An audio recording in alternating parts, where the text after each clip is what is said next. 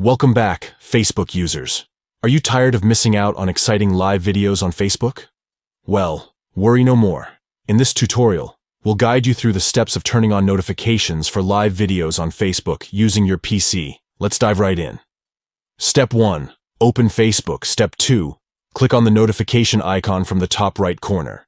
Step 3. Click on the three dots. A drop-down menu will appear.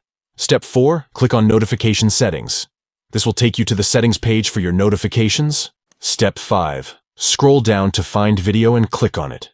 This will allow you to customize the notification settings for live videos. Step 6. Toggle on the switch Next to allow notifications on Facebook. This will enable notifications for live videos, and voila! By following these easy steps, you can now receive notifications for live videos on Facebook using your PC. Don't forget to subscribe to our channel for more helpful tutorials like this. Start receiving notifications for live videos on Facebook today.